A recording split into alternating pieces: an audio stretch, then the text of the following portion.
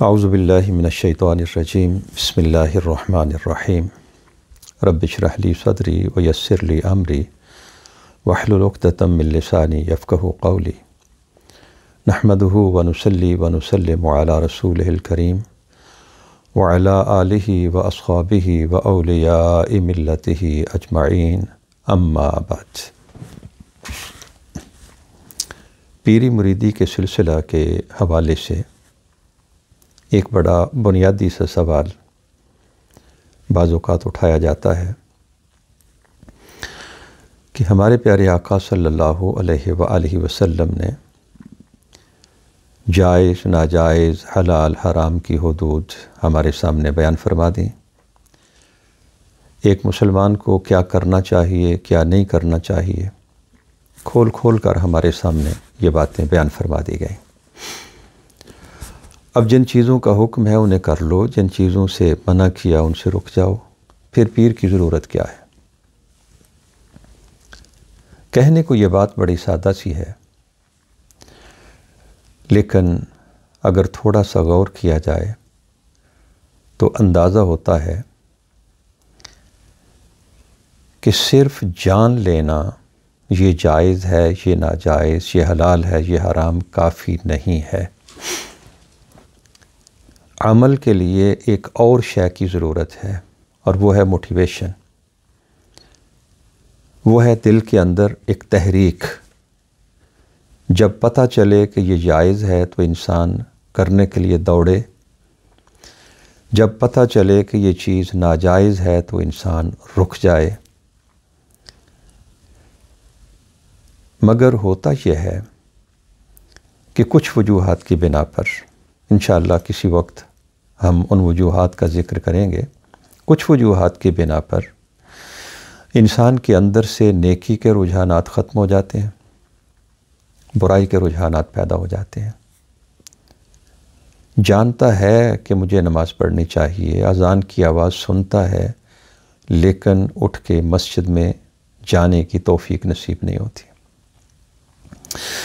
جانتا ہے کہ مجھے کسی پر ظلم نہیں کرنا چاہیے، مگر اپنے جذبات کے ہاتھوں مجبور ہو کر وہ ظلم و زیادتی کا بازار گرم کیے ہوئے تنہائی میں بیٹھ کے انسان سوچتا ہے کہ مجھے یہ نہیں کرنا چاہیے یہ کرنا چاہیے، لیکن جب کرنے کا وقت آتا ہے تو انسان کے دل میں کوئی ایسی تحریک پیدا نہیں ہوتی۔ یہ ہے وہ مقام جہاں کسی پیر کسی مرشد کی ضرورت پڑتی ہے۔ پیر کا کام یہاں سے شروع ہوتا ہے۔ یہ لوگ جس سائنس کو پڑھے ہوئے ہیں، یہ لوگ ان کے پاس جو علم اور جو تجربہ ہوتا ہے، دل کیسے گندے ہوتے ہیں، دلوں کے اندر برائی کے رجحانات کیسے پیدا ہوتے ہیں، اللہ پاک اور اللہ کے رسول صلی اللہ علیہ وسلم کی تعلیمات پر عمل کرنے کی بجائے ان کے خلاف جانے کے رجحانات پیدا ہونے کی وجوہات کیا ہیں، ان وجوہات کو دور کیسے کیا جا سکتا ہے،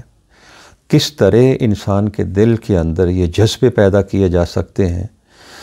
کہ وہ اللہ پاک اور اس کے رسول صلی اللہ علیہ وآلہ وسلم کی تعلیمات پر عمل کرنے کے لیے سرگرم ہو جائے، اور جب اسے پتہ چلے کہ یہ بات اللہ پاک کے احکامات کے خلاف ہے تو اس کے اندر سے ایک زبردست قسم کی آواز اٹھے کہ نہیں میں نہیں کروں گا، اس لیے کہ رب ناراض ہوتا ہے۔ یہاں ایک بات اور سمجھنے والی ہے، پیر کا کام اللہ کے پیارے رسول صلی اللہ علیہ وآلہ وسلم کے بتائے ہوئے رستے پر چلنے کی راہ میں جو رکاوٹیں آتی ہیں ان کو دور کرنا ہے۔ پیر کا کام یہ نہیں کہ وہ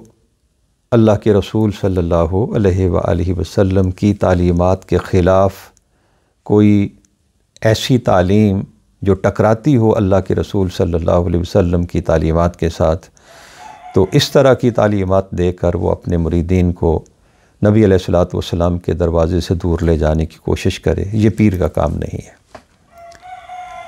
یعنی صاف لفظوں میں یوں سمجھ لیں کہ پیر کا کام یہ ہے کہ اللہ کے پیارے رسول صلی اللہ علیہ وسلم نے جو رستہ بتایا اس راہ پر چلنے میں جو رکاوٹ پیدا ہو رہی ہے ایک بندے کے دل میں، اس کو دور کرنا ہے، اور انسان کے دل کو تیار کرنا ہے اس مقصد کے لیے کہ وہ اللہ پاک اور اس کے رسول صلی اللہ علیہ وآلہ وسلم کی تعلیمات پر عمل کرنے میں سرگرم ہو جائے۔ اگر آپ تھوڑا سا غور کریں کہ اللہ پاک نے اپنے آخری نبی حضرت محمد مصطفیٰ صلی اللہ علیہ وآلہ وسلم کو اس شان کے ساتھ بھیجا ہے، وَمَا أَرْسَلْنَاكَ إِلَّا كَافَّةً لِلنَّاسِ بَشِيرًا وَنَذِيرًا۔ اللہ پاک ارشاد فرماتا ہے کہ پیارے محبوب صلی اللہ علیہ وآلہ وسلم، ہم نے آپ کو ساری بنی نوع انسان کے لیے نبی بنا کے بھیجا ہے۔ ایسا نہیں ہوا کہ علماء کے لیے نبی الگ اور صوفی لوگوں کے لیے نبی الگ، ایک ہی نبی صوفیاء کی ہدایت کے لیے بھی، علماء کی ہدایت کے لیے بھی، مالدار لوگوں کی ہدایت کے لیے بھی، حکومت کرنے والوں کی ہدایت کے لیے بھی، ملک کے شہریوں کے لیے بھی، ہر طبقے کے لیے اللہ کے رسول صلی اللہ علیہ وآلہ وسلم کو اللہ نے نبی بنا کے بھیجا ہے، اور ایک ہی نبی ہر طبقے کی رہنمائی کے لیے بھیجا گیا ہے۔ اس ایک نبی نے اس دنیا میں آ کر جو جماعت تیار کی ہے، اس جماعت پر جب آپ پڑھیں گے، اس پر غور کریں گے، تو وہ ایک ہی طرح کی جماعت اللہ کے رسول صلی اللہ علیہ وسلم نے تیار کی ہے۔ ایسا نہیں ہوا کہ آپ نے صحابہ کی دو جماعتیں تیار کی ہوں، ایک وہ جو راتوں کو اٹھ کر اللہ کی بارگاہ میں سجدہ ریز ہوتے ہیں، اور دوسرے وہ جو ڈھول کی تھاپ پر ناچ کر اللہ کو منانے کی کوشش کرتے ہیں۔ ایسا نہیں ہوا۔ اللہ کے رسول صلی اللہ علیہ وسلم نے ایک ہی جماعت تیار کی ہے جو 5 وقت اللہ کی بارگاہ میں اپنا سر جھکاتی تھی، جو اللہ کے دین کے لیے اپنا سب کچھ قربان کرنے کے لیے تیار رہتی تھی، جو راتوں کو اٹھ کر اپنے رب کی بارگاہ میں کبھی رکوع کی حالت میں، کبھی سجدے کی حالت میں، کبھی قیام کی حالت میں ہوتے تھے۔ تو عرض یہ کر رہا ہوں کہ نبی کریم صلی اللہ علیہ وآلہ وسلم ایک جامع تعلیم لے کے آئے ہیں۔ اگر ایسا ہوتا کہ صوفیاء کے لیے کوئی الگ نبی آیا ہوتا تو یہ کہا جا سکتا تھا کہ مولوی لوگوں، تمہارے لیے جو نبی ہے تم اس کی پیروی کرو، ہمارے لیے جو نبی ہے ہم اس کی پیروی کرتے ہیں۔ اگر ایسا ہوتا کہ اللہ کے رسول صلی اللہ علیہ وسلم نے 2 جماعتیں تیار کی ہوتیں تو پھر بھی یہ کہا جا سکتا تھا کہ مولوی لوگوں تم اس جماعت کی پیروی کرو، ہم اس جماعت کی پیروی کرتے ہیں۔ مگر اللہ کے رسول صلی اللہ علیہ وسلم جو ساری بنی نوع انسان کی ہدایت کے لیے تشریف لائے، آپ نے جو رستہ ہمیں بتایا اسی راہ پر چل کر صوفی لوگ بھی روحانیت میں اعلیٰ سے اعلیٰ مقام حاصل کریں گے، اور اسی راہ پہ چل کر عام لوگ بھی اپنی زندگی کو گزارنے کی کوشش کریں گے۔ اب رہا یہ سوال کہ یہ جو پیر حضرات ہوتے ہیں، ان لوگوں کے پاس آخر ہے کیا؟ کس طرح یہ لوگوں کے دلوں سے برے رجحانات کو ختم کرتے ہیں؟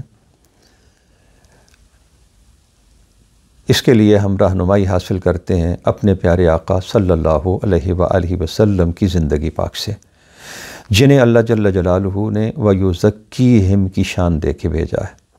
یعنی اللہ کے رسول صلی اللہ علیہ وسلم کے جو مقاصد بعثت قرآن پاک نے بیان کیے،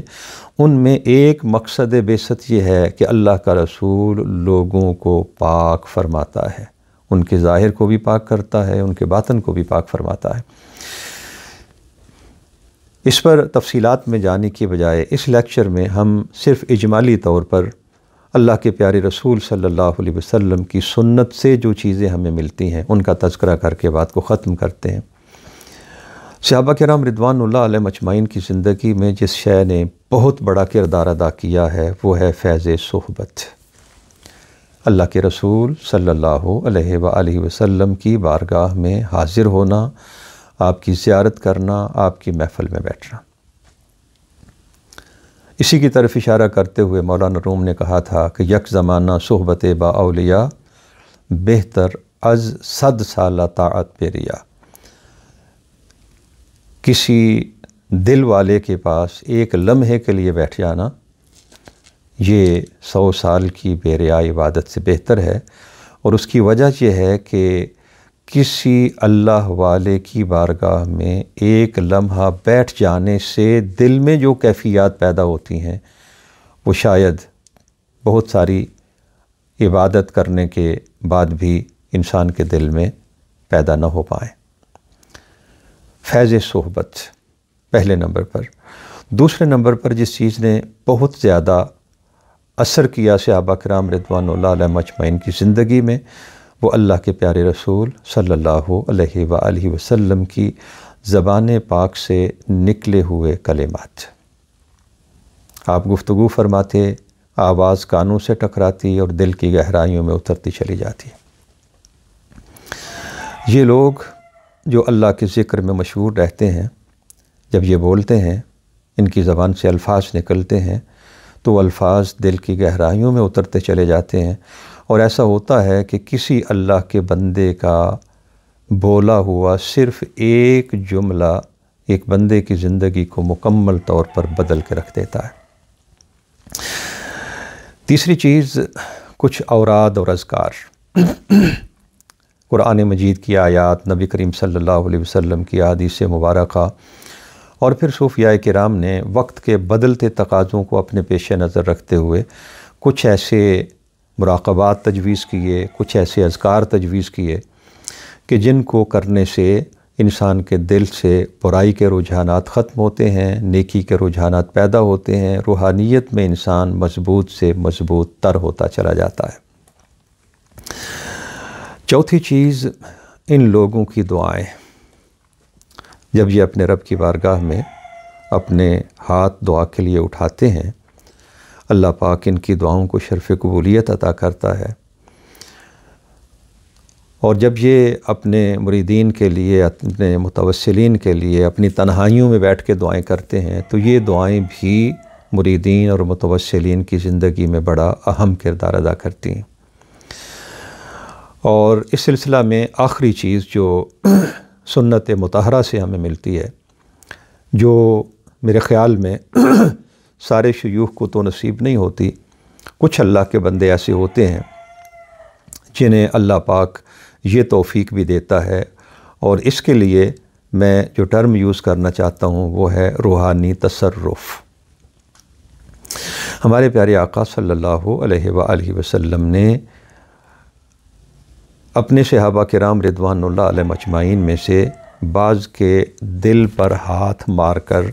ان کے دل کی کیفیت کو بدلا ہے۔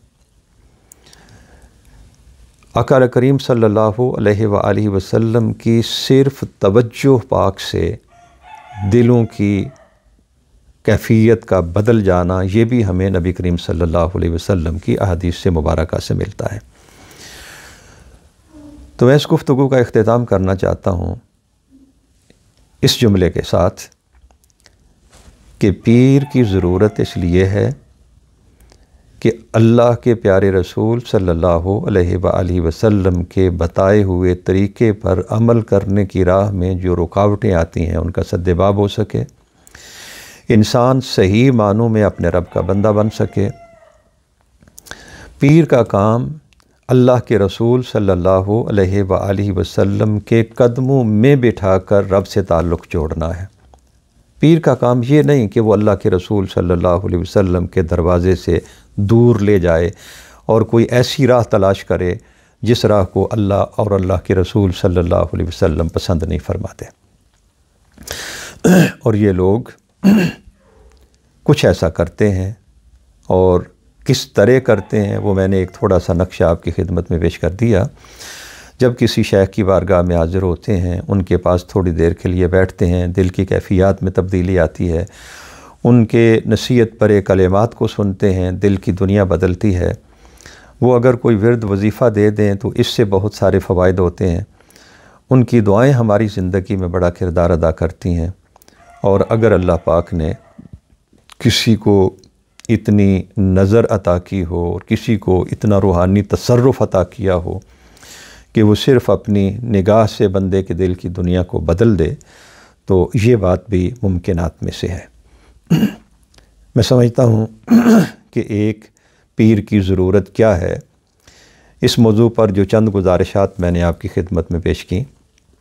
یہ بہت ساری غلط فہمیوں کے ازالے کا باعث بنے گی۔ اللہ پاک ہمیں اپنے پیارے رسول صلی اللہ علیہ وآلہ وسلم کی تعلیمات کے مطابق اپنی زندگی بسر کرنے کی توفیق عطا فرمائے۔ آمین۔ وآخر دعوانا ان الحمد للہ رب العالمین۔